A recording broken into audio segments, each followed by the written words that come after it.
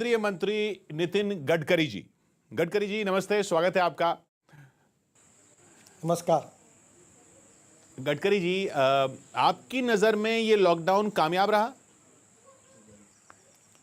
देखिए, मैं निश्चित रूप से मानता हूं कि जिस परिस्थिति में जो निर्णय करने लायक थे वो सरकार ने किए, और निर्णय केवल भारत सरकार ने नहीं किए हैं। निर्णय लेने के पहले प्रधानमंत्री जी ने सभी मुख्यमंत्रियों से चर्चा की, कैबिनेट सेक्रेटरी ने सभी राज्यों के चीफ सेक्रेटरी से चर्चा की, और हमारे जैसे जो मंत्रियों पर राज्यों की जिम्मेदारी थी वहाँ का फीडबैक लिया गया, और उसके बाद में विचारपूर्वक ये निर्णय किए गए हैं। ये सामूहिक रूप से सबसे विचार करके किए गए हैं। अब इस निर्णय के बारे में इसकी चर्चा करना, तो किया तो क्यों किया, नहीं किया तो क्यों नहीं किया, इस प्रकार की राजनीति इसके ऊपर होना उचित नहीं है।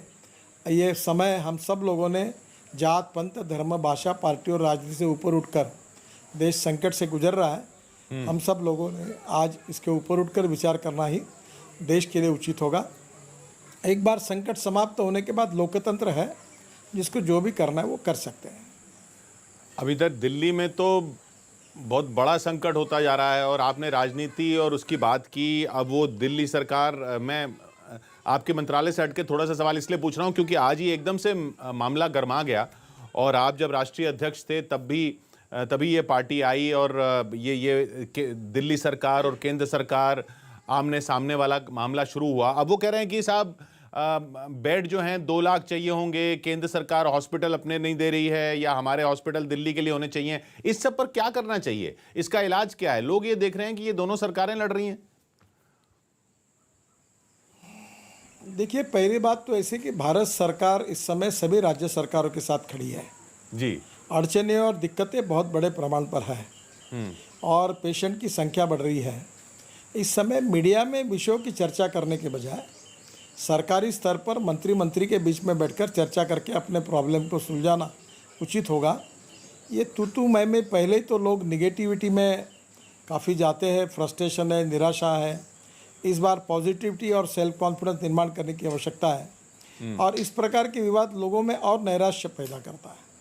तो मैं मानता हूं कि ये हम लोग आपस में चर्चा कर सकते हैं, और चर्चा करके अगर कोई अड़चन होगी तो उसको सुलझा सकते हैं। यही ज़्यादा अच्छा होगा, ऐसा मेरा सुझाव है।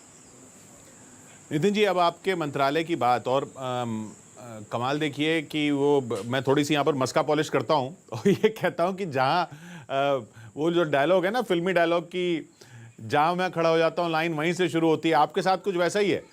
ये एमएसएमई मंत्रालय जब मिलता है किसी को तो वो एक एडिशनल मंत्रालय माना जाता है, उसकी उतनी अहमियत नहीं मानी जाती थी, और अचानक से ये मंत्रालय देश का सबसे अहम मंत्रालय बन गया, और नितिन गडकरी उसके इंचार्ज हैं। अब ये बताइए कि चाइना, ये बात कही जा रही है कि चाइना में जो हो गया उसके बाद लोग इस मंत्रालय को देख रहे हैं, यहाँ से देश आगे बढ़ेगा, लेकिन उसके लिए चाइना से compete करने के लिए हमने कुछ तैयारी क्या है हमारी? देखिए, पहली बात तो ऐसी है कि हमारे देश के ग्रोथ में, जीडीपी ग्रोथ में 29% एमएसएमई का कंट्रीब्यूशन है जी। दूसरी इंपॉर्टेंट चीज़ है कि हमारे देश का जो एक्सपोर्ट है वो 48% एमएसएमई से होता है। और तीसरी बात इंपॉर्टेंट ये है कि अभी तक इस डिपार्टमेंट ने 11 करोड़ जॉब क्रिएट किए हैं, और इसमें जो विलेज इंडस्ट्री का टर्नओवर है वो 88,000 करोड़ का है। तो स्वाभाविक रूप से ये मंत्रालय हमारी इकोनॉमी का बैकबोन है, और इसलिए गरीबी दूर करने के लिए नए रोजगार निर्माण करना बहुत आवश्यक है। और नए रोजगार निर्माण करने होंगे तो एक्सपोर्ट को बढ़ाना होगा, इंपोर्ट को कम करना होगा, और हमारे देश की इकोनॉमी को मजबूत करना होगा।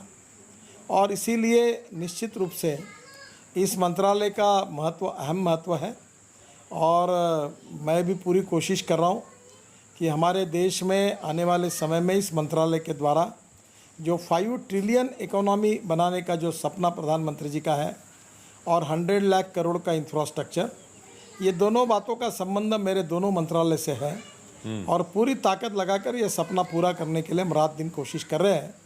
और मैं विश्वास के साथ कहता हूँ कि अभी तक भी नम्रतापूर्वक ये भी कहूँगा कि मेरा ट्रैक रिकॉर्ड आप चेक कर लीजिए जी जी। कि जो मैं कहता हूँ वो निश्चित रूप से पूरा होता है, चाहे कितना भी कठिन काम हो, पर उसके लिए रात दिन मेहनत करके पूरा करना। और ये कोई मेरे अकेले के कारण नहीं हो रहा है, मेरे दोनों डिपार्टमेंट के मेरे अधिकारी, मेरे इंजीनियर्स रात दिन काम कर रहे हैं, और एक टीम के रूप में हम निश्चित रूप से यशस्वी होंगे और ये जो संकट का समय है इससे हम बाहर निकलेंगे।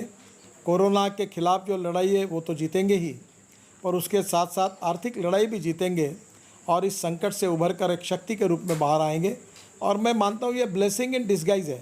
अब जो उदाहरण के लिए बताता हूँ कि हमारे यहाँ पहले ये जो पीपी किट का शॉर्टेज था, अभी 2-2.5 महीने पहले हमने चाइना से एक हवाई जहाज़ भर के पीपी किट लाई थी। जी जी। आज हम लोग 5 लाख पीपी किट हमारी एमएसएमई इंडस्ट्री तैयार कर रही है और मैंने पीयूष जी को प्रार्थना की कि अब हमको एक्सपोर्ट करने की अनुमति दो और अब दुनिया भर में हम पीपी किट एक्सपोर्ट करना शुरू कर रहे हैं, शुरू हुआ है।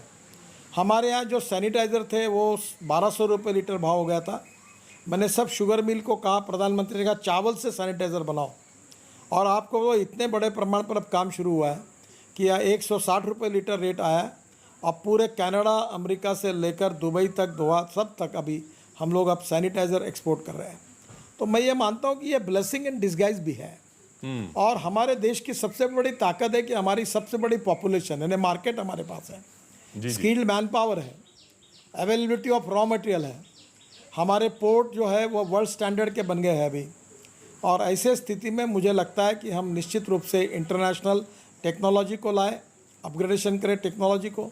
लोग हमारे देश में इन्वेस्ट करना चाहते हैं और अब तो दुनिया के देश हर चीज़, आपको पता ही है कि वर्ल्ड की स्थिति कैसी है, मैं कोई विवाद में नहीं गिरना चाहता, पर अब लोग हिंदुस्तान को प्रीफर कर रहे हैं।